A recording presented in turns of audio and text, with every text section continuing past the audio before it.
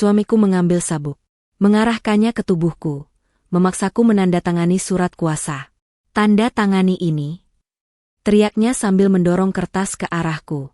Itu adalah surat kuasa yang akan memindahkan seluruh aset keluargaku atas namanya. Ibu mertuaku tertawa, sambil berkata, "Sekarang semuanya akan menjadi milik kami." Saat suami hendak memukul tubuhku dengan sabuk, tiba-tiba seseorang menekan bel pintu. Saat suamiku membuka pintunya, dia langsung terdiam. Dan saat melihat orang itu masuk rumah, suami dan mertuaku mulai berteriak histeris. Karena ternyata, sebelum ceritanya dimulai, silahkan tulis di kolom komentar dari daerah mana saja teman-teman yang menonton cerita ini. Jangan lupa like dan subscribe agar channel ini bisa semakin berkembang dan bisa mempersembahkan cerita yang lebih menarik lagi. Suara sabuk kulit yang dihentakkan ke telapak tangan terdengar sangat nyaring dan mengerikan di tengah keheningan ruang tamu yang mewah itu. Udara di dalam ruangan terasa begitu berat dan mencekam seolah oksigen perlahan menghilang dari sana. Roni berdiri tegak dengan wajah yang merah pada menahan amarah yang sudah mencapai ubun-ubun. Matanya melotot tajam menatap sosok wanita yang kini sedang duduk meringkuk di sudut sofa dengan tubuh gemetar hebat. Di atas meja kaca yang mahal itu tergeletak sebuah map berwarna biru yang terbuka menampilkan lembaran kertas putih penuh tulisan hukum. Itu adalah surat kuasa mutlak untuk pemindahan seluruh aset perusahaan dan properti. Roni kembali membentak dengan suara yang menggelegar memenuhi seluruh ruangan. Ia memaksa istrinya untuk segera menandatangani dokumen tersebut. Ia berteriak bahwa kesabarannya sudah habis. Tangan kekar lelaki itu mencengkeram sabuk kulit berwarna hitam itu, semakin erat seolah siap melayangkan pukulan kapan saja. Zahra menatap suaminya dengan pandangan nanar yang basah oleh air mata. Ia menggelengkan kepalanya dengan kuat meskipun rasa takut menjalar ke seluruh tulang punggungnya. Ia meremas ujung jilbab panjangnya sebagai satu-satunya pegangan untuk menguatkan hati. Zahra berkata dengan suara yang parau dan bergetar, bahwa ia tidak akan pernah menyerahkan harta itu kepada Roni. Ia menegaskan bahwa semua aset itu adalah amanah dari kedua orang tuanya yang telah bekerja keras seumur hidup mereka, dan ia tidak akan membiarkan Roni menghabiskannya untuk berjudi dan berfoya-foya. Dari arah sofa lain terdengar suara tawa yang meremehkan dan menyakitkan hati. Ibu Wati sedang duduk santai sambil meminum teh hangat seolah pemandangan di depannya adalah sebuah hiburan yang menyenangkan. Wanita parubaya itu meletakkan cangkirnya dengan perlahan lalu menatap menantunya dengan tatapan jijik. Ibu Wati berkata dengan nada sinis bahwa Zahra sebaiknya tidak perlu bersikap sok suci dan keras kepala. Ia mengatakan bahwa sebentar lagi Zahra akan terusir dari rumah ini, dan kain di kepalanya itu tidak akan bisa melindunginya dari kemiskinan. Ibu Wati menambahkan bahwa sekarang semuanya akan menjadi milik mereka, dan Zahra hanyalah benalu yang sebentar lagi akan dibuang. Kata-kata itu menusuk hati Zahra lebih tajam daripada sembilu. Ia tidak menyangka ibu mertua yang dulu ia hormati ternyata memiliki hati sekejam iblis. Roni yang semakin tersulut emosinya karena penolakan Zahra dan dukungan dari ibunya kini melangkah maju mendekati Zahra. Ia mengangkat tangannya tinggi-tinggi. Sabuk kulit itu melayang di udara siap mendarat di tubuh Zahra yang rapuh. Zahra memejamkan matanya rapat-rapat sambil menundukkan kepala melindungi wajahnya. Ia pasrah jika harus merasakan sakit fisik asalkan ia tidak mengkhianati amanah almarhum ayahnya. Jantungnya berdetak sangat kencang seirama dengan nafas Roni yang memburu karena nafsu serakah. Dalam hati Zahra terus berdoa memohon perlindungan Tuhan, karena ia merasa tidak ada lagi tempat berlindung di dunia ini selain kepadanya. Bayangan wajah ayahnya yang lembut berkelebat di benaknya, memberikan sedikit kekuatan di tengah ketakutan yang melanda. Namun tepat ketika sabuk itu hendak menyentuh bahu Zahra, tiba-tiba suara bel pintu berbunyi dengan sangat nyaring dan panjang. Bunyi itu memecah ketegangan yang memuncak di ruangan itu. Gerakan tangan Roni terhenti di udara. Ia menggeram kesal karena momentumnya terganggu. Roni menoleh ke arah pintu utama dengan tatapan membunuh. Ia berteriak memaki siapapun tamu tidak diundang yang berani datang di waktu yang tidak tepat ini. Dengan napas yang masih memburu dan sabuk yang masih tergenggam erat di tangan kanan Roni, berjalan menghentak-hentakkan kakinya menuju pintu depan. Ia berniat mengusir tamu itu dengan kasar, agar bisa kembali melampiaskan amarahnya kepada Zahra. Zahra membuka matanya perlahan. Ia masih gemetar dan nafasnya tersengal-sengal. Ia melihat punggung suaminya menjauh menuju pintu. Ibu Wati mendecakkan lidah tanda kesal, karena tontonan penyiksaannya tertunda. Ibu Wati menyuruh Roni untuk segera mengusir orang itu, dan jangan biarkan siapapun masuk. Roni mencapai gagang pintu dan memutarnya dengan kasar. Ia membuka pintu itu lebar-lebar sambil sudah menyiapkan kata-kata makian di ujung lidahnya. Namun kata-kata itu tidak pernah keluar dari mulutnya. Roni terpaku di tempatnya berdiri seolah ada petir yang menyambar tubuhnya hingga kaku. Wajahnya yang tadi merah padam karena marah kini berubah menjadi pucat pasi dalam hitungan detik. Matanya terbelalak lebar seakan hendak keluar dari rongganya. Mulut Roni ternganga tetapi tidak ada suara yang bisa ia keluarkan. Sabuk kulit di tangannya terlepas dan jatuh ke lantai, menimbulkan bunyi gedebuk yang pelan namun terdengar jelas di telinga Zahra. Zahra yang melihat reaksi aneh suaminya menjadi bingung dan penasaran. Ia mencoba mengintip dari kejauhan. Sementara itu Ibu Wati yang merasa heran, karena Roni diam saja segera beranjak dari sofa, dan berjalan mendekati pintu sambil mengomel. Namun begitu Ibu Wati melihat siapa sosok yang berdiri di ambang pintu, ia menjerit histeris dengan suara yang melengking tinggi. Jeritan itu penuh dengan ketakutan yang amat sangat. Ibu Wati mundur beberapa langkah hingga kakinya tersandung karpet, dan ia jatuh terduduk di lantai dengan wajah yang memancarkan horor. Di sana di ambang pintu yang terbuka lebar berdiri sesosok pria parubaya yang tegap dan berwibawa. Pria itu mengenakan setelan jas berwarna abu-abu yang sedikit kusut namun, tetap memancarkan aura kepemimpinan yang kuat. Tatapan matanya tajam dan dingin menusuk langsung ke manik mata Roni. Itu adalah Pak Hartanto, ayah kandung Zahra yang dikabarkan tewas dalam kecelakaan kapal pesiar sebulan yang lalu. Berita kematiannya sudah menyebar di semua media massa dan proses pencarian jenazahnya sudah dihentikan minggu lalu. Namun kini ia berdiri hidup-hidup di depan pintu rumahnya sendiri, menatap menantu yang baru saja hendak memukul putrinya. Kehadirannya seperti mimpi buruk bagi Roni dan Ibu Wati, tetapi seperti malaikat penolong bagi Zahra. Suasana di ruang tamu itu membeku seketika. Waktu seolah berhenti berputar. Roni masih mematung dengan mulut setengah terbuka dan keringat dingin mulai mengucur deras di pelipisnya. Otaknya berusaha mencerna apa yang sedang dilihat oleh matanya. Ia yakin betul bahwa rencana yang ia susun bersama ibunya sudah sempurna. Kapal pesiar pribadi itu telah disabotase pada bagian mesin dan sistem navigasinya, sehingga dipastikan akan meledak dan tenggelam di tengah laut lepas, tanpa meninggalkan jejak. Tidak mungkin ada yang selamat dari ledakan sedahsyat itu. Pikiran Roni berkecamuk antara rasa takut melihat hantu dan rasa panik, jika ternyata mertuanya ini benar-benar masih hidup. Kakinya terasa lemas seperti jeli membuatnya sulit untuk tetap berdiri tegak. Ibu Wati yang terduduk di lantai, masih menutup mulutnya dengan kedua tangan. Matanya melotot menatap Pak Hartanto seolah melihat malaikat pencabut nyawa. Tubuhnya gemetar lebih hebat daripada Zahra tadi. Ia bergumam tidak jelas menyebut nama Tuhan dan meminta ampun, karena mengira arwah Pak Hartanto datang untuk menuntut balas. Namun Pak Hartanto tidak melayang. Kakinya menapak jelas di lantai marmer. Bayangannya terlihat jelas tertimpa cahaya lampu gantung kristal. Pria itu melangkah masuk melewati Roni yang masih membeku. Ia berjalan dengan tenang namun setiap langkah kakinya terdengar, seperti dentuman palu hakim yang sedang menjatuhkan vonis bagi Roni dan Ibu Wati. Pak Hartanto sama sekali tidak mempedulikan dua pengkhianat itu, dan langsung mengarahkan pandangannya kepada putri semata wayangnya. Zahra yang sejak tadi terpaku di sofa, akhirnya sadar bahwa ini bukan mimpi. Ia bangkit berdiri dengan sisa tenaganya dan berlari menghambur ke pelukan ayahnya. Tangisnya pecah seketika. Ia memeluk tubuh ayahnya erat-erat memastikan bahwa sosok itu nyata dan hangat. Pak Hartanto membalas pelukan putrinya dengan penuh kasih sayang. Ia mengelus kepala Zahra yang tertutup jilbab dan mencium keningnya dengan lembut. Pak Hartanto membisikkan kata-kata penenang bahwa ia sudah pulang dan semuanya akan baik-baik saja. Zahra menangis terseduh-seduh menumpahkan segala rasa takut dan penderitaan yang ia alami selama sebulan terakhir di bawah penindasan suami dan ibu mertuanya. Setelah beberapa saat Pak Hartanto melepaskan pelukannya dan menatap Zahra. Ia melihat jejak air mata dan ketakutan di wajah putrinya. Kemudian matanya beralih ke sabuk kulit yang tergeletak di dekat kaki Roni. Tatapan Pak Hartanto berubah menjadi sangat dingin dan menakutkan saat ia menatap Roni. Roni yang sadar sedang diperhatikan buru-buru mengambil sabuk itu, dan menyembunyikannya di belakang punggung dengan gerakan canggung. Roni mencoba memaksakan sebuah senyuman kaku di wajahnya. Dengan suara yang terbata-bata Roni menyapa ayah mertuanya. Ia berpura-pura bersyukur dan berkata bahwa ini adalah keajaiban karena Pak Hartanto masih hidup. Roni berusaha keras menutupi kegugupannya namun suaranya terdengar sumbang dan palsu. Pak Hartanto tidak menjawab sapaan Roni. Ia hanya menatapnya datar lalu beralih menatap Ibu Wati yang kini berusaha bangkit berdiri dengan susah payah. Ibu Wati merapikan bajunya yang berantakan dan mencoba memasang wajah ramah yang terlihat sangat dipaksakan. Ia berbasa-basi menanyakan kabar Pak Hartanto, dan mengatakan bahwa mereka semua sangat sedih ketika mendengar berita kecelakaan itu. Pak Hartanto tersenyum tipis sebuah senyuman yang tidak mencapai matanya. Ia berkata dengan suara tenang dan berat, bahwa Tuhan masih memberinya kesempatan hidup.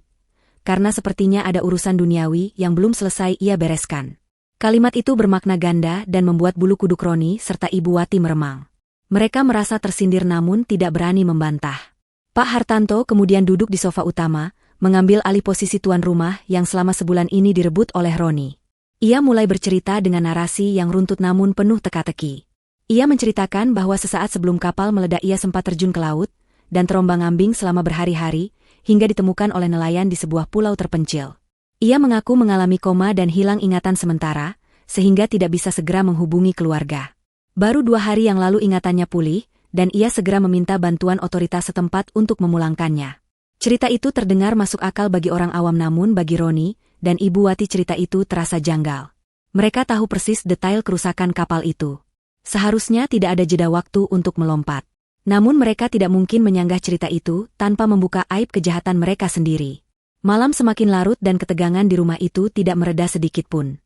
Pak Hartanto meminta Zahra untuk menemaninya istirahat di kamar tamu, karena kamar utamanya pasti belum disiapkan. Roni dan Ibu Wati ditinggalkan berdua di ruang tengah. Begitu Pak Hartanto dan Zahra menghilang di balik pintu, Roni langsung menarik ibunya ke dapur. Mereka berbisik-bisik dengan panik. Roni bertanya pada ibunya apakah mungkin Pak Hartanto tahu bahwa merekalah yang merencanakan pembunuhan itu. Ibu Wati dengan wajah pucat mencoba menenangkan anaknya meski ia sendiri ketakutan. Ia berkata bahwa jika Pak Hartanto tahu pasti dia sudah lapor polisi dan menangkap mereka sekarang juga. Fakta bahwa Pak Hartanto pulang ke rumah dan bersikap tenang mungkin menandakan bahwa dia benar-benar tidak tahu apa-apa atau hilang ingatan tentang kejadian sebelum ledakan. Sementara itu di dalam kamar tamu Zahra, membantu ayahnya merapikan tempat tidur. Ketika Zahra hendak berpamitan keluar, Pak Hartanto menahan tangan putrinya. Ia menatap mata Zahra dalam-dalam lalu memberikan kode isyarat tangan yang hanya dimengerti oleh mereka berdua sejak Zahra kecil. Kode itu berarti waspada, musuh ada di dekat kita. Zahra terkejut. Ternyata ayahnya tidak benar-benar hilang ingatan seperti cerita yang ia sampaikan di depan Roni tadi. Pak Hartanto mengeluarkan secari kertas kecil dari saku jasnya dan menyelipkannya ke tangan Zahra. Zahra menggenggam kertas itu erat-erat dan segera kembali ke kamarnya sendiri. Di dalam kamarnya yang terkunci rapat, Zahra membuka kertas lusuh itu dengan jantung berdebar. Tulisan tangan ayahnya yang tegas tertera di sana. Pesan itu singkat namun sangat jelas. Ayah tahu merekalah yang menyabotase kapal itu. Tapi kita tidak punya bukti fisik karena kapal itu tenggelam. Kita harus bermain cantik, Zahra. Jangan tunjukkan kalau kamu tahu. Biarkan mereka merasa aman lalu kita hancurkan mereka saat mereka lengah. Zahra meremas kertas itu lalu membakarnya dengan korek api hingga menjadi abu. Malam itu untuk pertama kalinya setelah sekian lama Zahra bisa tidur dengan perasaan tenang. Ia tahu pelindungnya telah kembali dan kali ini mereka tidak akan diam saja membiarkan kejahatan Roni dan Ibu Wati merajalela. Perang dingin di dalam rumah mewah itu baru saja dimulai. Pagi hari di kediaman mewah itu terasa sangat berbeda dari biasanya. Cahaya matahari yang menembus jendela kaca besar di ruang makan seolah menyoroti kepalsuan yang sedang diperankan oleh para penghuninya. Roni yang biasanya bangun siang dan langsung membentak pelayan kini sudah duduk rapi di meja makan dengan setelan kemeja yang licin. Ia tersenyum lebar menyambut Zahra yang turun dari tangga, seolah-olah kejadian ancaman sabu kemarin sore tidak pernah terjadi. Dengan gerakan yang dibuat-buat, Roni menarik kursi untuk Zahra, mempersilakan istrinya duduk layaknya seorang ratu. Ia bahkan menuangkan air putih ke gelas Zahra, dengan tangan yang sedikit gemetar menahan gugup. Zahra menatap suaminya dengan perasaan campur aduk antara jijik dan waspada. Ia duduk dengan kaku tanpa membalas senyuman Roni sedikitpun. Ibu Wati juga tidak kalah sibuknya bersandiwara. Wanita parubaya yang biasanya hanya menunjuk-nunjuk dan memerintah itu kini sibuk menatap piring buah di tengah meja.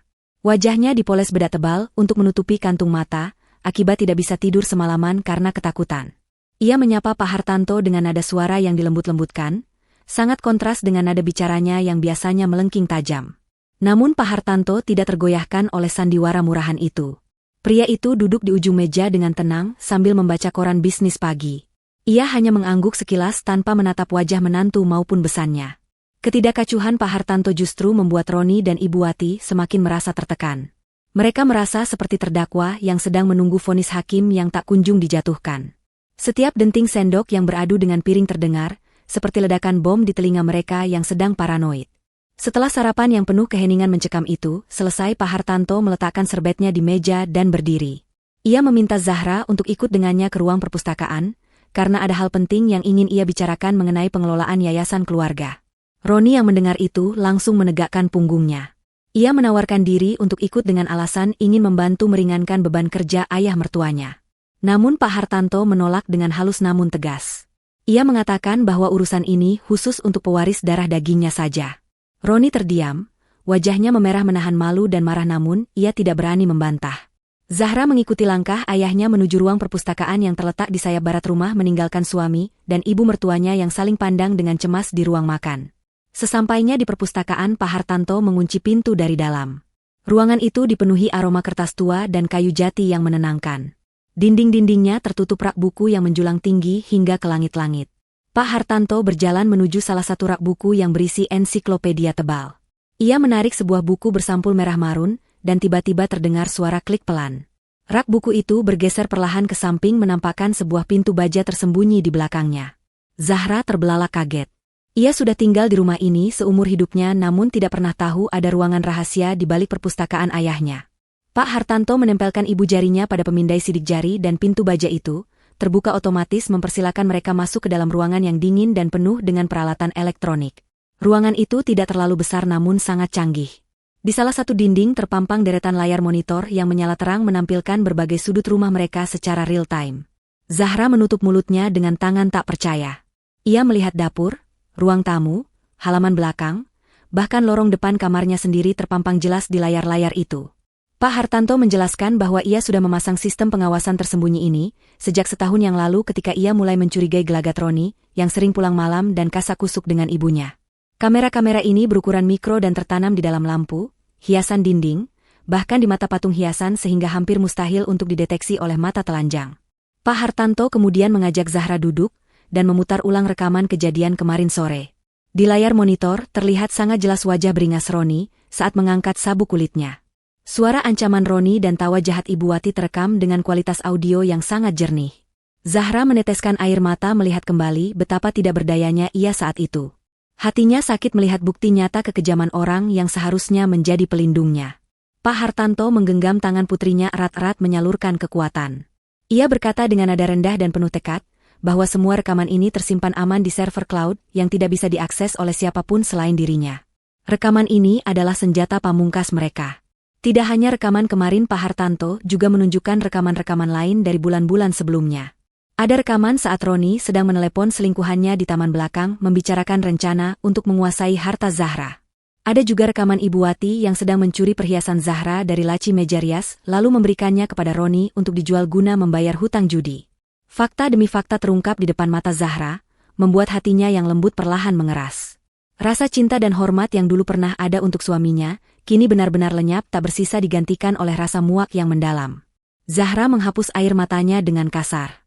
Ia menatap ayahnya dan mengangguk mantap. Ia setuju dengan rencana ayahnya. Mereka tidak akan langsung melaporkan Roni ke polisi sekarang. Itu terlalu mudah. Mereka akan membiarkan Roni dan ibunya merasa aman lalu menjatuhkan mereka dari tempat tertinggi, hingga mereka merasakan sakit yang sesungguhnya. Beberapa hari berlalu sejak Pak Hartanto mengungkapkan rahasia ruang monitor itu. Suasana di rumah besar itu terasa semakin aneh. Roni terus berusaha bersikap manis yang menjijikan sementara Zahra meresponsnya dengan sikap dingin namun sopan. Ketegangan justru paling terasa dari pihak Ibu Wati. Wanita tua itu tampak semakin tidak sabar. Ia menyadari bahwa kehadiran Pak Hartanto adalah penghalang terbesar bagi ambisinya. Ia sering terlihat mengintip dari balik tirai jendela, matanya bergerak liar mengawasi setiap gerak-gerik Pak Hartanto. Rasa takut akan ketahuan bercampur dengan keserakahan membuatnya nekat mengambil langkah bodoh yang berbahaya.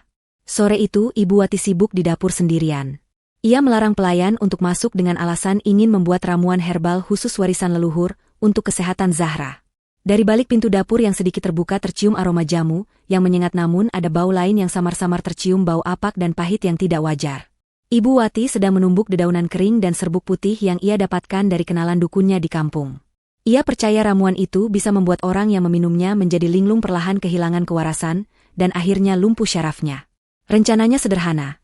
Jika Zahra dianggap sakit jiwa dan tidak kompeten maka hak asuh harta akan jatuh ke tangan suami sahnya yaitu Roni. Ibu Wati tersenyum licik sambil mengaduk ramuan berwarna keruh itu ke dalam gelas kristal cantik milik Zahra.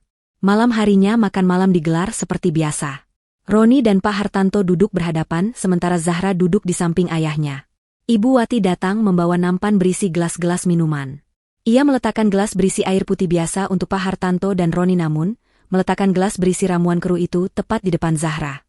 Dengan wajah yang dibuat seolah penuh kasih sayang Ibu Wati berkata bahwa itu adalah tonik kesehatan untuk menyuburkan kandungan agar Zahra bisa segera memberikan cucu. Roni yang tahu rencana ibunya ikut menimpali. Ia membujuk Zahra untuk meminumnya demi kebaikan masa depan keluarga mereka. Zahra menatap cairan keruh di depannya dengan tatapan curiga. Instingnya berteriak bahaya. Ia teringat pesan ayahnya untuk tidak pernah memakan atau meminum apapun yang disiapkan khusus oleh Ibu Wati tanpa pengawasan. Pak Hartanto yang duduk di sebelah Zahra melirik gelas itu, sekilas namun ia tetap tenang memotong daging di piringnya. Ia memberi kode lirikan mata pada Zahra ke arah jendela. Zahra mengerti. Tiba-tiba Zahra berseru kaget sambil menunjuk ke arah jendela belakang yang gelap. Ia berteriak bahwa ia melihat bayangan orang mengintip di sana. Perhatian Roni dan Ibu Wati seketika teralihkan. Mereka menoleh serentak ke arah jendela dengan panik, karena ketakutan paranoid mereka sendiri. Dalam hitungan detik yang sangat cepat tangan Zahra bergerak gesit. Ia menukar gelas ramuan miliknya dengan gelas air putih milik Roni yang berada di seberangnya. Gerakan itu begitu halus dan cepat sehingga ketika Roni dan Ibu Wati kembali menoleh, karena tidak melihat apa-apa posisi gelas sudah tertukar sempurna. Zahra berpura-pura menghela napas lega dan meminta maaf, karena mungkin ia salah lihat. Roni yang kesal karena kaget lantas mendengus kasar. Untuk menenangkan tenggorokannya yang kering karena panik Roni, tanpa pikir panjang langsung menyambar gelas yang ada di depannya gelas yang kini berisi ramuan racun ibunya sendiri, dan meneguknya hingga habis dalam sekali teguk. Ibu Wati tersenyum puas melihat gelas di depan Roni kosong. Ia mengira Roni meminum air putihnya sendiri. Sementara itu Zahra perlahan meminum air putih dari gelas bekas Roni. Ibu Wati mengerutkan kening bingung melihat Zahra meminum air bening bukan cairan keruh. Matanya membelalak saat menyadari gelas kristal yang dipegang Roni memiliki sedikit ampas di dasarnya. Wajah Ibu Wati berubah pucat pasi seketika. Namun sebelum ia sempat berteriak reaksi ramuan itu bekerja lebih cepat dari dugaan. Roni tiba-tiba menjatuhkan gelas yang dipegangnya hingga pecah berkeping-keping. Tangan Roni mulai gemetar hebat tak terkendali. Ia memegangi lehernya seolah tercekik. Matanya mendelik ke atas dan mulutnya mulai mengeluarkan busa tipis. Roni mulai meracau tidak jelas. Ia tertawa cekikikan lalu menangis dalam waktu bersamaan. Zat halusinogen dalam ramuan itu menyerang sistem sarafnya dengan brutal. Roni berdiri sempoyongan lalu menunjuk wajah ibunya sendiri, sambil berteriak lantang dengan suara yang berubah aneh.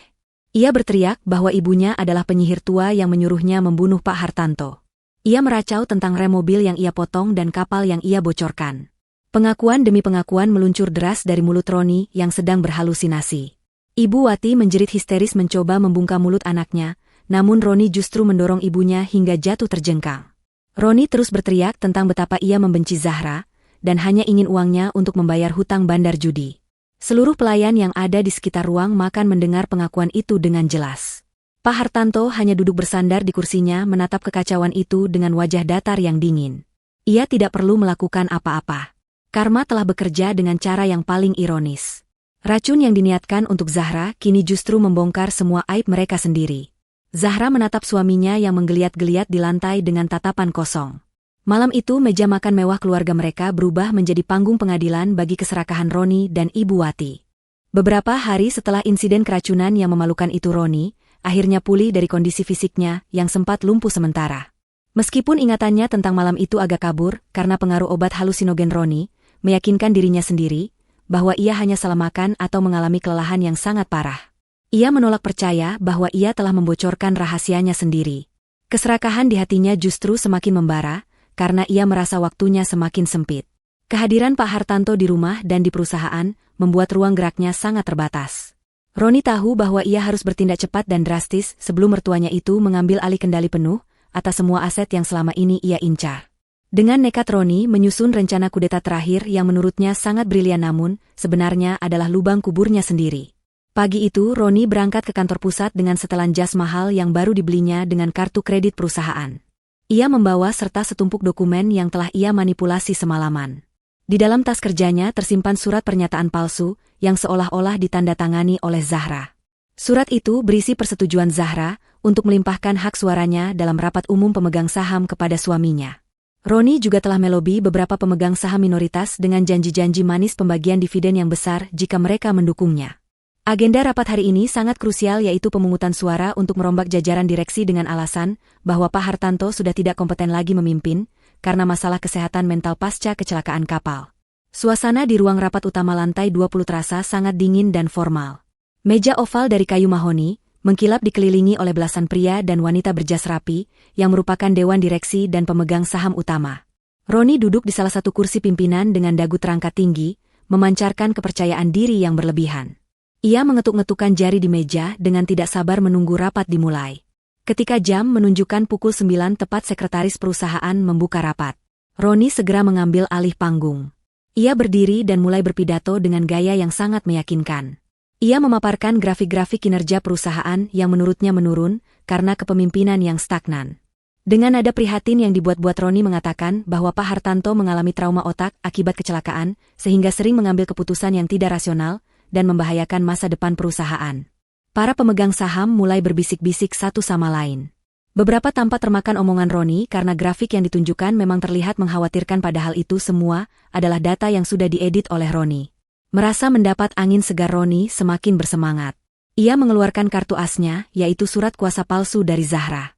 Ia mengangkat kertas itu tinggi-tinggi dan menyatakan bahwa sebagai suami dan wakil dari pewaris tunggal, ia mengajukan mosi tidak percaya kepada direktur utama saat ini, yaitu Pak Hartanto.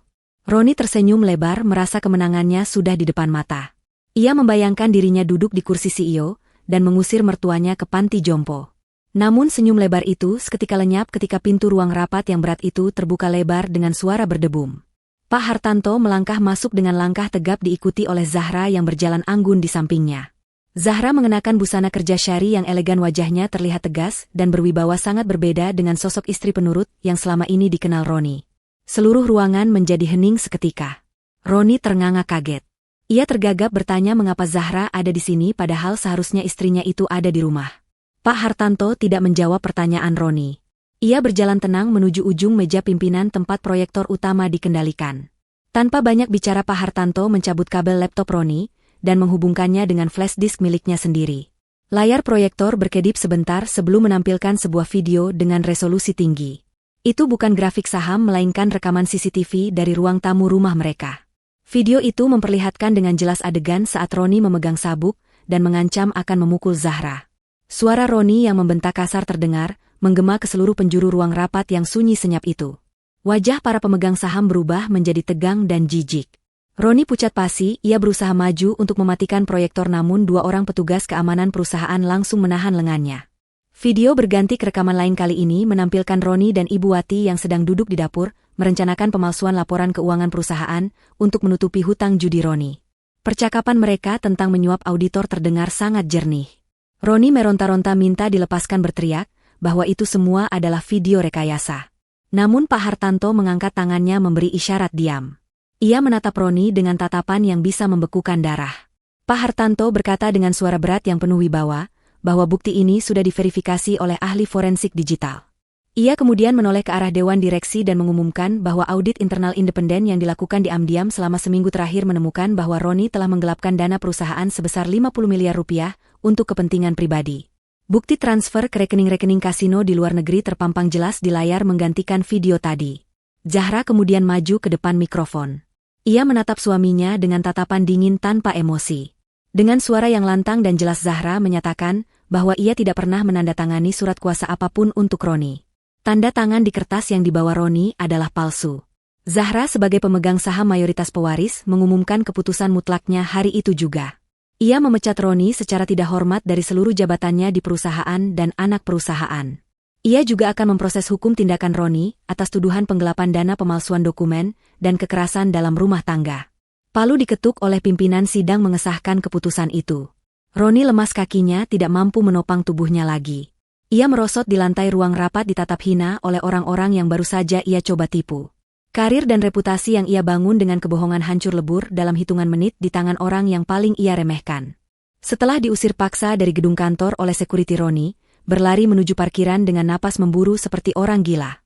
Pikirannya kacau balau. Ia tahu hidupnya di dunia korporat sudah tamat. Polisi pasti akan segera menjemputnya. Satu-satunya hal yang ada di benaknya sekarang adalah menyelamatkan harta benda yang masih bisa ia bawa. Ia menelepon Ibu Wati dengan tangan gemetar, menyuruh ibunya untuk segera mengemasi semua perhiasan, uang tunai, dan barang berharga lainnya ke dalam koper besar. Roni memacu mobil mewahnya membelah jalanan kota dengan kecepatan tinggi, mengabaikan klakson dan lampu merah. Ia harus sampai di rumah sebelum Zahra dan Pak Hartanto kembali. Ia berencana mengambil paspor dan kabur ke luar negeri, bersama ibunya sebelum surat pencekalan keluar. Sesampainya di depan gerbang rumah mewah yang selama ini ia tinggali, Roni mengerem mobilnya mendadak hingga ban berdecit nyaring. Ia menekan tombol remote gerbang otomatis berkali-kali namun pagar besi yang kokoh itu tidak bergeming sedikitpun. Roni mengumpat kasar memukul setir mobilnya. Ia baru sadar bahwa kode akses dan frekuensi remote pasti sudah diubah. Roni turun dari mobil dan berlari ke pos satpam berteriak menyuruh satpam membukakan pintu. Namun satpam yang biasanya hormat padanya kini menatapnya dengan tatapan datar dan tidak bersahabat. Satpam itu berkata bahwa ia mendapat perintah langsung dari pemilik rumah, yaitu Pak Hartanto dan Ibu Zahra, untuk tidak mengizinkan Roni masuk. Roni mengamuk, ia menendang-nendang pagar besi itu seperti orang kesurupan. Dari dalam rumah terlihat pintu utama terbuka. Zahra keluar dengan langkah tenang didampingi oleh Pak Hartanto, dan beberapa orang berbadan tegap yang sepertinya adalah polisi berpakaian preman. Di belakang mereka 2 orang asisten rumah tangga menyeret 2 buah koper besar, dan beberapa kantong plastik hitam besar. Zahra berjalan mendekati gerbang namun tetap berada di sisi dalam yang aman. Ia memberi isyarat kepada satpam untuk membuka gerbang, sedikit saja cukup untuk melemparkan barang. Asisten rumah tangga itu kemudian melemparkan koper dan kantong plastik itu keluar pagar tepat di kaki Roni. Koper itu terbuka sedikit memperlihatkan isinya yang hanya berupa pakaian-pakaian lama Roni dan baju-baju daster murah milik Ibu Wati, sebelum mereka menjadi orang kaya baru. Dari dalam rumah terdengar suara teriakan histeris. Ibu Wati diseret keluar oleh 2 orang petugas keamanan wanita. Ia meronta-ronta sambil memeluk sebuah kotak perhiasan kayu jati. Ia berteriak bahwa itu adalah miliknya dan ia tidak mau pergi. Zahra menatap mantan ibu mertuanya itu dengan tatapan iba namun tegas. Zahra berkata bahwa kotak perhiasan itu berisi berlian warisan ibunya yang dicuri oleh Ibu Wati dari brankas keluarga. Itu bukan hak Ibu Wati. Petugas keamanan dengan mudah mengambil paksa kotak itu dari tangan Ibu Wati yang lemah. Ibu Wati menangis meraung-raung di lantai teras berguling-guling seperti anak kecil yang tantrum. Ia kemudian digiring paksa keluar gerbang dan didorong, hingga jatuh tersungkur di aspal di samping Roni. Roni menatap tumpukan baju bekas di kakinya lalu menatap Zahra dengan nyalang. Ia berteriak menuntut haknya sebagai suami. Ia berteriak bahwa ia berhak atas harta Gonogini. Zahra menggeleng pelan sambil tersenyum miris. Ia menjawab bahwa pengacara keluarga sudah mendaftarkan gugatan cerai dengan bukti-bukti kuat, bahwa Roni tidak memberikan nafkah yang halal dan justru mencuri harta istri. Sesuai perjanjian pranikah yang dulu pernah Roni tanda tangani, tanpa membaca detailnya, karena terlalu meremehkan Zahra pihak yang berkhianat, dan melakukan tindak kriminal akan kehilangan seluruh hak atas harta bersama. Roni terbungkam, ia lupa pernah menandatangani dokumen itu saat sedang mabuk cinta pada hartanya Zahra dulu. Belum selesai penderitaan mereka, Zahra menunjuk ke arah mobil mewah yang diparkir Roni di depan gerbang. Ia berkata bahwa mobil itu terdaftar atas nama perusahaan. Karena Roni sudah dipecat dan terbukti melakukan penggelapan maka mobil itu harus disita sekarang juga sebagai barang bukti. Seorang petugas leasing yang sudah menunggu di pos satpam maju dan meminta kunci mobil dari tangan Roni. Roni berusaha mempertahankan kuncinya namun ancaman polisi di belakang Zahra membuatnya ciut. Dengan tangan gemetar dan air mata kemarahan Roni, melempar kunci itu ke tanah. Petugas itu memungutnya dan langsung masuk ke mobil menyalakannya, dan membawanya masuk ke dalam garasi rumah Zahra. Roni dan Ibu Wati kini berdiri di pinggir jalan, tanpa kendaraan, tanpa uang dan tanpa rumah. Langit yang sejak tadi mendung seolah turut mendukung drama tragis itu. Hujan mulai turun dengan deras mengguyur tubuh mereka berdua. Ibu Wati yang masih memakai baju sutra mahalnya kini basah kuyup, tatanan rambut sasaknya yang tinggi menjadi kempes dan luntur menutupi wajahnya yang cemong oleh maskara luntur. Roni yang gagah dengan jasnya kini terlihat seperti ayam sayur yang kehujanan. Tetangga-tetangga kompleks elit yang selama ini sering mendengar keributan dari rumah itu mulai keluar ke balkon mereka. Beberapa dari mereka yang pernah dihina oleh kesombongan Ibu Wati terlihat tersenyum puas dan berbisik-bisik. Tidak ada satupun yang menaruh simpati atau menawarkan payung. Zahra menatap pemandangan menyedihkan itu untuk terakhir kalinya. Tidak ada rasa dendam lagi di hatinya, yang ada hanya rasa lega yang luar biasa seolah beban bertonton telah diangkat dari pundaknya. Ia telah berhasil mempertahankan amanah orang tuanya, dan membersihkan rumahnya dari parasit yang selama ini menggerogoti kebahagiaannya. Zahra berbalik badan merangkul lengan ayahnya, dan berjalan masuk kembali ke dalam rumah yang hangat dan terang benderang. Gerbang besi otomatis tertutup perlahan diiringi suara desingan mesin yang halus. Bunyi klik keras saat kunci gerbang terkunci otomatis menjadi penanda akhir dari kemewahan semu yang dinikmati Roni dan Ibu Wati. Di luar pagar di bawah guyuran hujan deras dan tatapan mencemooh dunia, Roni dan ibunya berdiri menggigil memulai babak baru kehidupan mereka sebagai gelandangan yang sesungguhnya. Hujan deras mengguyur kawasan pinggiran kota yang padat dan kumuh itu, tanpa henti sejak sore tadi. Air hujan yang keruh menetes deras dari sela-sela atap seng yang sudah berkarat dan berlubang di sana-sini. Tetesan air itu jatuh tepat ke dalam sebuah ember plastik pecah yang diletakkan di tengah ruangan sempit berukuran 3 kali 3 meter. Suara tetesan air yang berirama itu terdengar sangat menyedalkan di telinga Roni, yang sedang berbaring meringkuk di atas kasur busa tipis yang sudah kempis dan berbau apek. Udara di dalam kamar kontrakan peta itu terasa sangat lembab dan pengap bercampur dengan aroma selokan yang meluap di depan pintu. Dinding kamar itu terbuat dari batako kasar yang belum diplester terasa dingin dan lembab saat disentuh. Roni menatap langit-langit kamar yang penuh dengan sarang laba-laba dengan pandangan kosong. Perutnya berbunyi nyaring menyuarakan protes, karena belum diisi nasi sejak pagi. Rasa lapar itu terasa perih melilit ususnya membuat kepalanya pening. Sudah 3 minggu berlalu sejak ia dan ibunya diusir secara memalukan dari rumah mewah Zahra. 3 minggu yang terasa seperti 3 abad bagi Roni. Kehidupannya berubah drastis 180 derajat. Dari tidur di kasur empuk berpendingin ruangan kini, ia harus tidur berhimpitan dengan ibunya di lantai yang dingin dikerubungi nyamuk. Tidak ada lagi pelayan yang membawakan kopi pagi, tidak ada lagi mobil mewah, dan tidak ada lagi rasa hormat dari orang-orang. Di sudut ruangan ibu, Wati duduk bersandar pada dinding sambil memijat kakinya yang bengkak. Wanita tua itu terbatuk-batuk kering. Suara batuknya terdengar menyakitkan seolah paru-parunya sudah tak kuat menahan dinginnya malam. Wajah Ibu Wati terlihat sangat tirus, tulang pipinya menonjol tajam, dan kulitnya kusam tidak terawat. Baju daster yang dipakainya sudah lusuh dan robek di bagian ketiak. Ia terus menggumamkan keluhan tanpa henti, menyalahkan nasib, menyalahkan hujan, menyalahkan kasur yang keras, dan tentu saja menyalahkan Zahra. Ibu Wati merengek meminta Roni membelikannya obat gosok dan makanan hangat, namun Roni, hanya dia menutup telinganya dengan bantal kumal.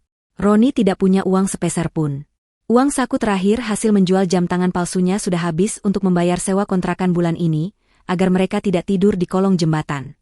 Tadi pagi Roni mencoba mencari pekerjaan di pasar induk yang letaknya tidak jauh dari kontrakan. Dengan sisa-sisa harga dirinya yang sudah hancur, Roni melamar menjadi kuli panggul beras. Ia pikir pekerjaan itu mudah, hanya mengandalkan tenaga. Namun Roni salah besar. Tubuhnya yang selama ini dimanja dengan kemewahan dan tidak pernah bekerja berat langsung menyerah pada karung beras pertama. Bahunya terasa mau patah, kakinya gemetar menahan beban 50 kilogram.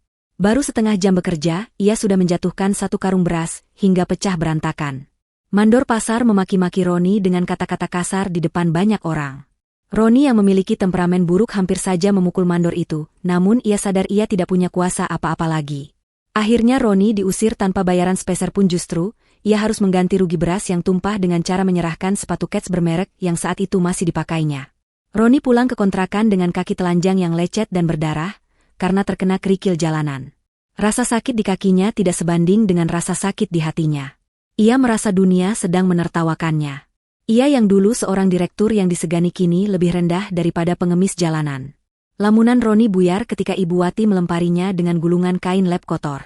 Ibu Wati berteriak dengan suara parau menyuruh Roni bangun dan mencari hutangan ke tetangga sebelah.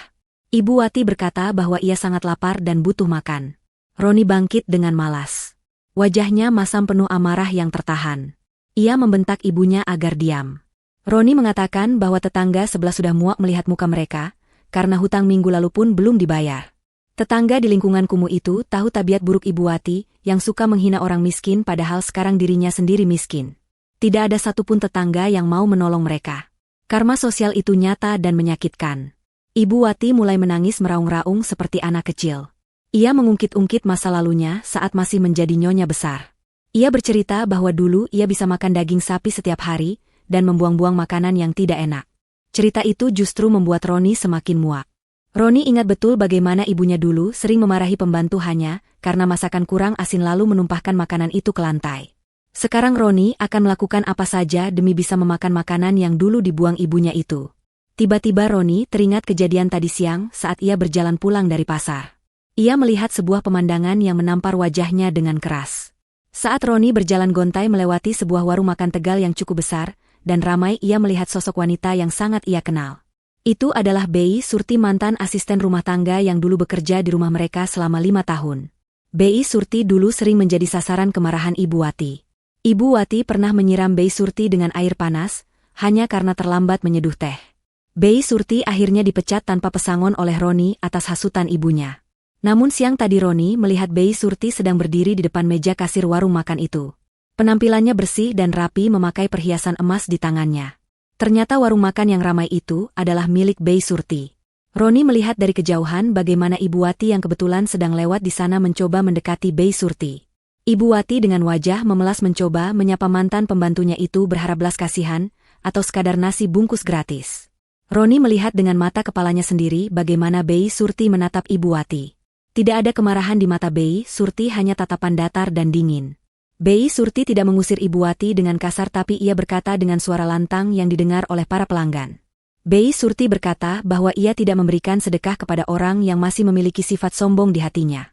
Bei Surti kemudian memberi isyarat pada karyawannya untuk menutup pintu kaca warungnya, membiarkan Ibu Wati berdiri termangu di luar kaca melihat orang-orang makan dengan lahap. Kejadian itu membuat darah Roni mendidih karena malu. Ia merasa harga diri keluarganya diinjak-injak oleh orang yang dulu mereka anggap rendahan. Roni menatap ibunya yang masih menangis di pojok kamar. Emosi yang sudah ditahan Roni sejak lama akhirnya meledak.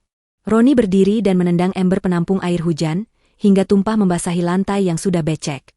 Ia berteriak kencang menunjuk wajah ibunya. Roni menyalahkan ibunya atas semua penderitaan ini. Ia berkata bahwa jika bukan karena keserakahan ibunya yang ingin menguasai harta Zahra, mungkin sekarang Roni masih hidup enak. Roni menyalahkan ibunya yang menyuruhnya menceraikan Zahra dan menikahi selingkuhan yang ternyata penipu. Ibu Wati terkejut dibentak oleh anak kesayangannya. Ia tidak terima disalahkan. Ia balik berteriak bahwa Roni lah yang bodoh dan tidak becus menjadi laki-laki.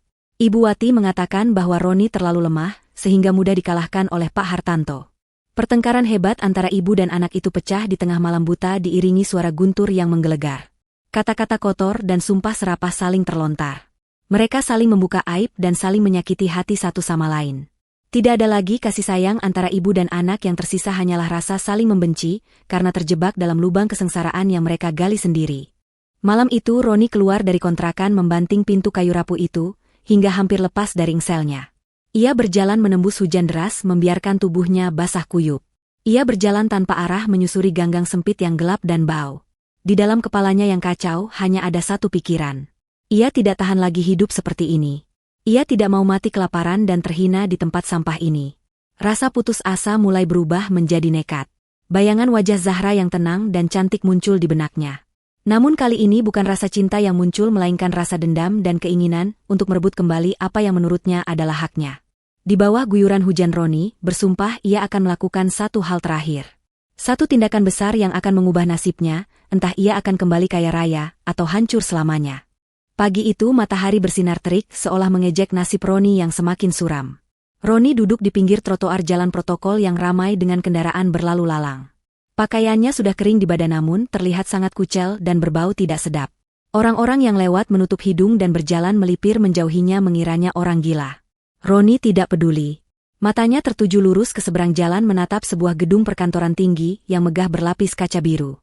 Itu adalah kantor pusat perusahaan milik keluarga Zahra, tempat dulu ia pernah berkuasa sebagai direktur. Kini ia hanya bisa menatapnya dari selokan di seberang jalan. Sejak subuh Roni sudah mengintai di sana. Perutnya yang kosong hanya diisi air keran masjid, namun adrenalin di tubuhnya membuatnya tetap terjaga. Di saku celananya terselip sebuah pisau dapur tajam yang ia curi dari penjual buah di pasar tadi pagi. Tangannya berkeringat dingin setiap kali meraba gagang kayu pisau itu. Rencana Roni sangat sederhana namun sangat berbahaya. Ia akan menculik Zahra. Ia tahu jadwal Zahra. Ia tahu Zahra selalu datang ke kantor sekitar jam 9 pagi dan pulang jam 5 sore. Roni berencana menyergap Zahra saat wanita itu keluar dari lobi menuju mobilnya. Ia akan menyandra Zahra dan meminta uang tebusan 10 miliar rupiah pada Pak Hartanto. Dengan uang itu, ia akan kabur ke luar negeri dan memulai hidup baru meninggalkan ibunya yang rewel sendirian. Pikiran Roni sudah tidak waras. Ia merasa rencananya sangat brilian dan pasti berhasil. Ia lupa bahwa Zahra sekarang bukan lagi wanita lemah yang dulu bisa ia bentak-bentak. Jam menunjukkan pukul 5 sore. Pintu kaca lobi gedung terbuka. Jantung Roni berdegup kencang seakan mau copot. Ia melihat sosok yang dinanti-nantikannya keluar.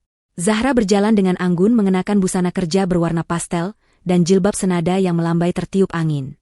Zahra terlihat begitu bercahaya, sangat kontras dengan Roni yang dekil. Namun ada sesuatu yang aneh.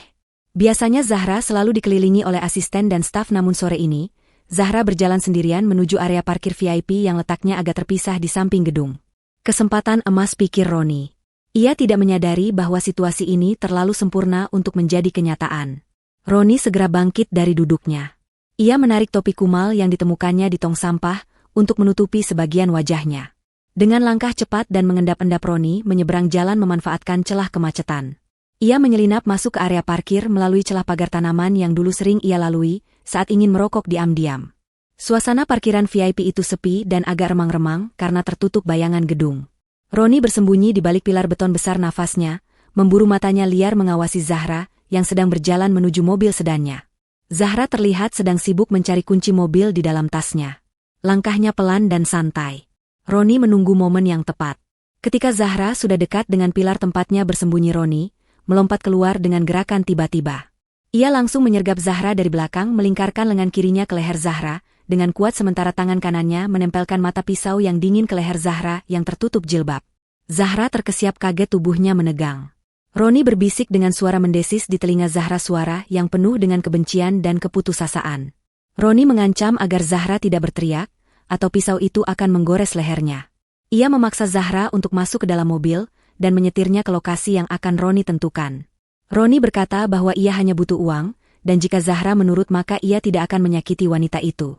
Zahra diam sejenak, nafasnya terdengar teratur, tidak memburu seperti orang panik pada umumnya. Perlahan ketegangan di tubuh Zahra menghilang. Bukannya gemetar ketakutan, Zahra justru menghela napas panjang seolah ia sedang menghadapi anak kecil yang nakal, bukan seorang penjahat. Zahra berkata dengan suara yang sangat tenang bahkan terdengar dingin. Ia memanggil nama Roni tanpa rasa takut. Ia berkata bahwa Roni benar-benar menyedihkan. Roni terkejut mendengar respons itu. Ia mempererat cengkeramannya dan menekan pisau itu sedikit lebih kuat, namun Zahra tidak bergeming. Zahra melanjutkan kata-katanya. Ia berkata bahwa ia sudah tahu Roni mengintainya sejak pagi di seberang jalan. Ia tahu Roni mencuri pisau di pasar. Ia tahu Roni berencana melakukan hal bodoh ini. Roni bingung bagaimana Zahra bisa tahu semua itu. Rasa percaya dirinya mulai goyah. Tangannya yang memegang pisau mulai gemetar. Tiba-tiba lampu sorot yang sangat terang menyala dari berbagai arah menyilaukan mata Roni. Dari balik mobil-mobil yang terparkir bermunculan puluhan orang berseragam polisi lengkap dengan senjata api yang terarah lurus ke kepala Roni. Ternyata parkiran yang terlihat sepi itu sebenarnya sudah dipenuhi oleh tim penyergap yang bersembunyi. Pak Hartanto muncul dari balik salah satu mobil polisi didampingi oleh kepala kepolisian.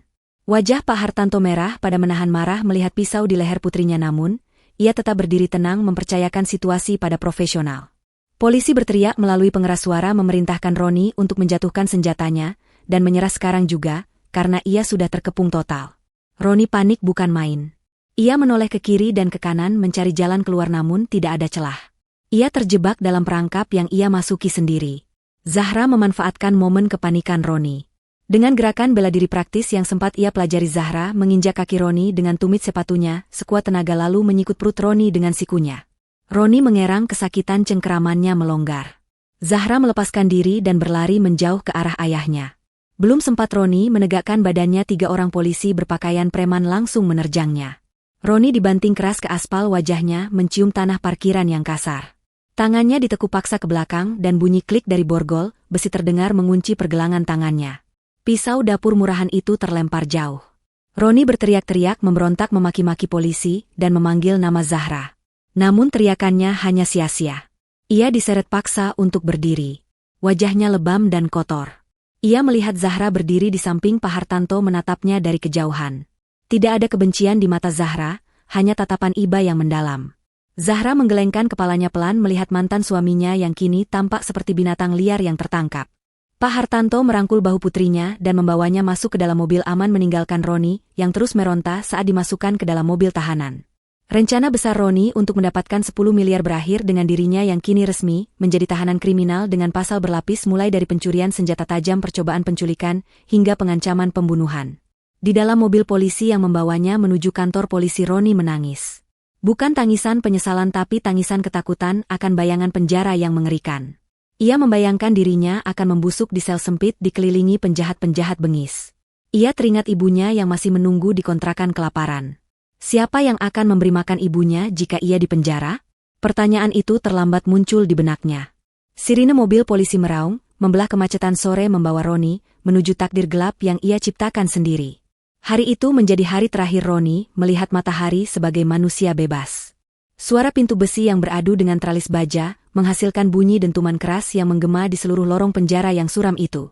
Roni tersentak kaget dari lamunannya di pojok sel tahanan sementara yang lembab dan berbau pesing. Ia duduk memeluk lutut di atas lantai semen yang dingin tanpa alas tikar sedikitpun.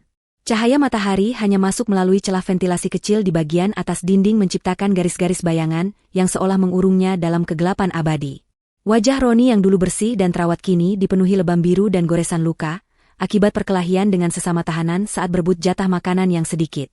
Rambutnya kusut masai dan janggut liar mulai tumbuh tidak beraturan di dagunya. Ia menatap kosong ke arah pintu sel menunggu nasibnya ditentukan hari ini. Hari ini adalah hari pembacaan vonis akhir atas segala kejahatan yang telah ia lakukan. Beberapa bulan telah berlalu sejak penangkapannya yang memalukan di parkiran kantor itu. Selama berbulan-bulan itu pula Roni menjalani serangkaian pemeriksaan maraton yang melelahkan mental dan fisiknya. Polisi dan jaksa penuntut umum bekerja sangat teliti menguliti setiap detail kehidupannya. Tidak ada satupun celah bagi Roni untuk mengelak. Bukti-bukti yang diserahkan oleh Pak Hartanto terlalu lengkap dan tak terbantahkan. Rekaman video CCTV yang menunjukkan kekerasan dalam rumah tangga, rekaman suara, rencana pembunuhan, jejak transfer uang, hasil penggelapan dana perusahaan, hingga pisau dapur yang digunakannya untuk mengancam Zahra semuanya digelar di meja hijau sebagai saksi bisu kejahatannya. Roni merasa seperti ditelanjangi di depan umum, harga dirinya hancur lebur tanpa sisa. Pagi itu, 2 orang petugas sipir bertubuh kekar datang menyeret Roni keluar dari sel. Tangan Roni kembali diborgol dengan rantai besi yang dingin. Ia digiring menuju mobil tahanan berlapis baja yang akan membawanya ke gedung pengadilan. Di dalam mobil yang sempit dan panas itu, Roni duduk berhimpitan dengan tahanan lain yang menatapnya dengan tatapan liar. Jantung Roni berdegup kencang bukan karena keberanian melainkan karena ketakutan yang amat sangat. Ia membayangkan wajah ibunya. Sejak ia ditahan, ia tidak pernah sekalipun melihat Ibu Wati. Kabar terakhir yang ia dengar dari pengacara publik yang ditunjuk negara untuknya adalah bahwa ibunya jatuh sakit parah dan hidup menggelandang di jalanan karena diusir dari kontrakan. Hati Roni terasa perih memikirkan ibunya yang renta harus menderita sendirian, namun, di sisi lain, ia juga membenci ibunya karena merasa semua ini bermula dari ambisi wanita tua itu. Sesampainya di gedung pengadilan, suasana sudah sangat ramai. Wartawan dari berbagai media massa berkerumun di depan pintu, masuk menyorotkan kamera mereka ke arah Roni yang berjalan menunduk. Kilatan lampu blitz menyilaukan matanya. Pertanyaan-pertanyaan tajam wartawan terdengar seperti hujatan. Mereka bertanya tentang perasaannya setelah mencoba membunuh mertua dan menculik istri sendiri. Roni bungkam 1000 bahasa. Ia terus berjalan cepat mengikuti tarikan petugas menembus kerumunan massa yang mencemoohnya. Di ruang sidang utama, pengunjung sudah memadati kursi kayu panjang. Di barisan paling depan duduk Zahra dan Pak Hartanto. Zahra terlihat sangat tenang dan bermartabat mengenakan gamis hitam yang elegan. Tidak ada jejak kesedihan di wajahnya, hanya ada ketegasan seorang wanita yang menuntut keadilan. Sidang dimulai dengan ketukan palu hakim ketua yang berwibawa. Jaksa penuntut umum membacakan tuntutan hukuman maksimal dengan suara lantang yang menggelegar. Jaksa memaparkan betapa kejinya perbuatan Roni yang didorong oleh keserakahan semata. Roni dituduh melakukan percobaan pembunuhan berencana terhadap Pak Hartanto, penggelapan dana perusahaan, senilai puluhan miliar rupiah, kekerasan dalam rumah tangga terhadap Zahra, dan penculikan dengan senjata tajam. Setiap poin tuntutan itu disertai dengan bukti visual yang ditayangkan di layar besar ruang sidang. Roni menutup matanya, tidak sanggup melihat video dirinya sendiri yang sedang mengamuk memegang sabuk. Ia mendengar desah napas kaget dan gumaman marah dari para pengunjung sidang yang melihat betapa brutalnya ia memperlakukan istrinya. Tiba-tiba terjadi keributan kecil di pintu masuk ruang sidang. Seorang wanita tua yang kurus kering dan berpenampilan sangat lusuh memaksa masuk dengan tertatih-tatih. Itu adalah Ibu Wati. Ia datang dengan pakaian compang-camping, rambutnya yang memutih berantakan dan wajahnya kotor oleh debu jalanan. Ia berteriak-teriak memanggil nama Roni dengan suara parau yang menyayat hati. Petugas keamanan berusaha menahannya, namun Ibu Wati meronta sekuat tenaga. Ia ingin melihat anaknya. Roni menoleh dan hatinya hancur melihat kondisi ibunya yang seperti pengemis gila. Ia hendak berdiri menghampiri ibunya, namun petugas menahannya tetap duduk di kursi pesakitan. Pertemuan mata antara ibu dan anak itu penuh dengan rasa sakit, penyesalan, dan keputusasaan yang tak terlukiskan. Hakim ketua meminta ketenangan dan memerintahkan petugas untuk membiarkan Ibu Wati duduk jika ia bisa tenang. Ibu Wati akhirnya duduk di lantai di barisan belakang sambil terus menangis sesenggukan. Sidang berlanjut ke agenda pembacaan vonis. Hakim menimbang bahwa tidak ada hal yang meringankan dari perbuatan Roni. Roni terbukti secara sah dan meyakinkan melakukan semua tindak pidana yang didakwakan tanpa rasa penyesalan yang tulus. Suasana ruang sidang menjadi hening mencekam. Semua orang menahan napas menunggu kalimat terakhir dari sang pengadil. Roni menundukkan kepalanya, dalam-dalam keringat dingin mengucur deras membasahi baju tahanannya yang berwarna oranye mencolok. Hakim menarik napas panjang lalu membacakan putusannya. Mengadili menyatakan terdakwa Roni bersalah dan menjatuhkan hukuman pidana penjara selama 20 tahun dipotong masa tahanan, serta denda ganti rugi sebesar 50 miliar rupiah subsidiar 5 tahun kurungan. Palu diketuk 3 kali dengan keras. Tok tok tok. Bunyi itu seolah menjadi lonceng kematian bagi masa depan Roni. 20 tahun. Itu artinya ia akan menghabiskan sisa masa mudanya di balik jeruji besi. Ia baru akan keluar saat rambutnya sudah memutih dan tubuhnya renta. Hukuman itu terasa sangat berat bagaikan langit runtuh menimpa kepalanya. Sesaat setelah palu diketuk terdengar jeritan panjang dari arah belakang. Ibu Wati yang mendengar vonis itu mengalami syok berat.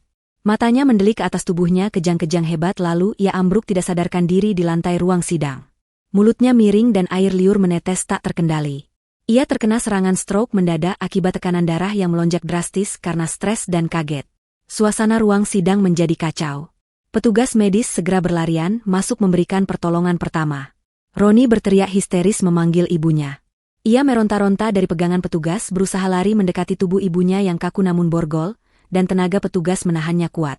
Roni diseret paksa keluar dari ruang sidang melalui pintu samping menuju sel tahanan sementara sebelum dibawa ke lembaga pemasyarakatan. Ia terus menoleh ke belakang melihat ibunya ditanduk keluar dengan selang oksigen. Itu adalah kali terakhir Roni melihat ibunya. Di tengah kepanikan itu, Zahra tetap duduk tenang di kursinya. Ia menatap Roni yang diseret pergi dengan tatapan dingin tanpa ekspresi. Zahra berdiri perlahan merapikan jilbabnya lalu berjalan keluar ruang sidang didampingi ayahnya. Di lorong pengadilan Zahra berpapasan dengan Roni yang sedang digiring. Roni menatap Zahra dengan mata merah memohon belas kasihan memohon agar Zahra mencabut tuntutan. Namun Zahra tidak berhenti. Ia hanya menatap Roni sekilas lalu berkata dengan suara datar namun tajam. Zahra berkata bahwa ini adalah hasil dari apa yang Roni tanam sendiri. Zahra mengatakan bahwa ia sudah memaafkan Roni sebagai sesama manusia namun hukum dunia dan hukum karma tetap harus berjalan. Zahra berlalu pergi meninggalkan Roni yang meraung-raung penuh penyesalan. Pintu mobil tahanan tertutup mengurung Roni dalam kegelapan. Ia dibawa menuju penjara dengan keamanan maksimum, tempat para penjahat kelas kakap ditahan. Di sana Roni akan memulai kehidupan barunya yang mengerikan sebagai narapidana nomor sekian yang tidak punya nama dan harga diri. Sementara itu Ibu Wati dilarikan ke rumah sakit pemerintah dengan status pasien, tanpa identitas dan tanpa keluarga yang menjamin, karena satu-satunya anaknya kini mendekam di penjara. Nasib mereka berdua berakhir tragis terpisah oleh dinding beton dan takdir yang mereka tulis sendiri dengan tinta keserakahan. 1 tahun kemudian, cahaya matahari pagi yang hangat menyinari gedung pencakar langit yang berdiri megah di pusat kota. Di lantai teratas gedung itu, sebuah ruangan kantor yang luas dan modern tertata dengan sangat apik. Dinding kaca yang tinggi menampilkan panorama kota metropolitan yang sibuk di bawah sana. Di balik meja kerja besar yang terbuat dari kayu jati hitam duduk, seorang wanita berhijab yang memancarkan aura kepemimpinan yang kuat namun tetap anggun. Zahra kini telah resmi menjabat sebagai presiden direktur menggantikan ayahnya yang memilih pensiun. Penampilannya jauh berbeda dengan setahun yang lalu. Tidak ada lagi wajah ketakutan dan keraguan. Zahra kini adalah sosok wanita karir yang disegani di dunia bisnis dikenal, karena kecerdasannya dalam mengambil keputusan dan ketegasannya dalam memimpin ribuan karyawan. Zahra sedang memeriksa laporan keuangan kuartal terakhir. Grafik keuntungan perusahaan menunjukkan kenaikan yang signifikan di bawah kepemimpinannya. Ia berhasil membersihkan perusahaan dari oknum-oknum korup peninggalan masa Roni, dan menerapkan sistem manajemen yang transparan dan berbasis syariah. Di sudut mejanya terdapat sebuah foto bingkai perak yang menampilkan dirinya dan Pak Hartanto sedang tersenyum bahagia saat peresmian pabrik baru bulan lalu. Zahra menutup berkas laporan itu dengan senyum puas. Ia menekan tombol interkom di mejanya memanggil sekretarisnya untuk masuk. Sekretarisnya seorang wanita muda yang cekatan masuk membawa jadwal harian. Agenda utama hari ini adalah kunjungan ke panti sosial dan peresmian Yayasan Harapan Zahra. Yayasan ini adalah proyek pribadi yang sangat dekat dengan hati Zahra. Ia mendirikan yayasan ini khusus untuk memberikan perlindungan hukum bantuan medis dan pelatihan keterampilan bagi wanita dan anak-anak korban kekerasan dalam rumah tangga. Zahra menggunakan sebagian besar aset pribadi yang dulu hendak direbut oleh Roni dan Ibu Wati untuk membiayai yayasan ini. Ia ingin mengubah trauma masa lalunya menjadi kekuatan yang bisa menolong orang lain, agar tidak mengalami nasib yang sama seperti dirinya dulu. Siang harinya Zahra tiba di lokasi yayasan. Gedung yayasan itu dulunya adalah rumah mewah tempat ia dan Roni tinggal. Zahra telah merenovasi total rumah itu, menghilangkan semua jejak kenangan buruk, dan mengubahnya menjadi tempat yang nyaman dan aman bagi para penyintas. Warna dinding yang dulu suram kini diganti dengan warna-warna cerah yang membangkitkan semangat. Taman depan yang dulu tidak terawat kini dipenuhi bunga-bunga indah. Di aula utama puluhan wanita yang menjadi binaan yayasan menyambut kedatangan Zahra dengan antusias. Mereka melihat Zahra bukan hanya sebagai donatur tetapi sebagai simbol harapan bahwa wanita bisa bangkit dari keterpurukan dan menjadi mandiri. Dalam pidato sambutannya Zahra berbicara dengan penuh emosi namun tetap tegar. Ia menceritakan sedikit pengalamannya bukan untuk mengeluh tetapi untuk memotivasi. Ia menekankan bahwa rasa sakit di masa lalu bukanlah akhir dari segalanya melainkan awal dari kebangkitan jiwa yang baru. Mata para wanita itu berkaca-kaca mendengar kata-kata Zahra. Mereka merasa dikuatkan. Setelah acara peresmian Zahra menyempatkan diri berbincang dengan para penghuni panti mendengarkan keluh kesah mereka dan memberikan solusi nyata. Zahra merasa hatinya begitu penuh.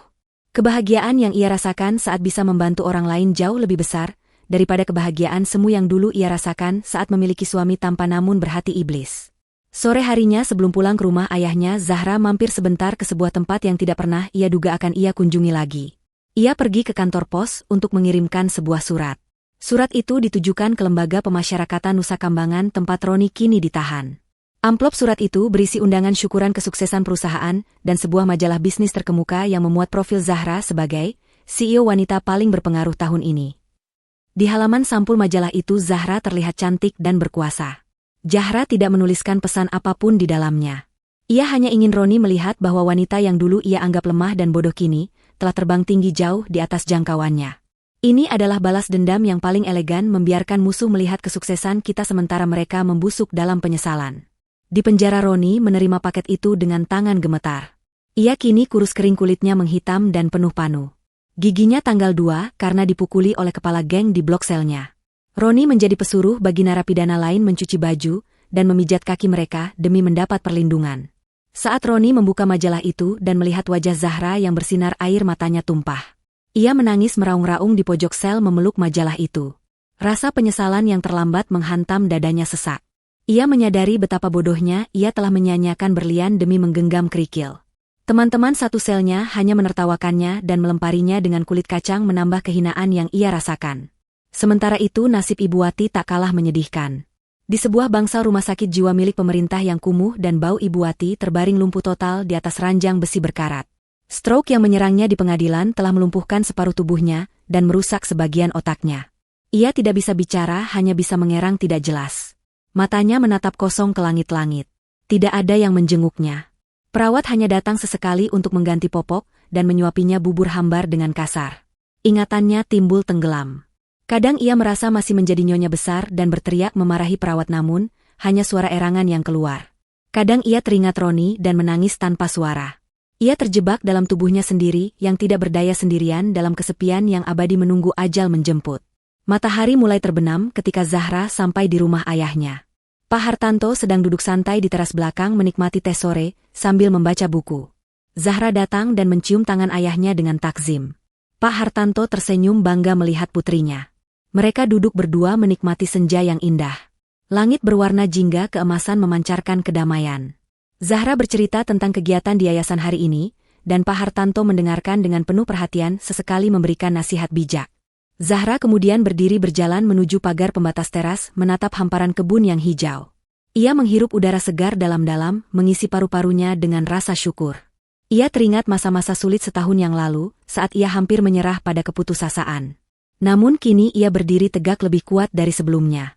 Tuhan telah mengambil sesuatu yang buruk darinya, dan menggantinya dengan keberkahan yang berlipat ganda. Badai telah berlalu menyisakan pelangi yang indah. Zahra menoleh ke arah ayahnya dan berkata pelan namun mantap.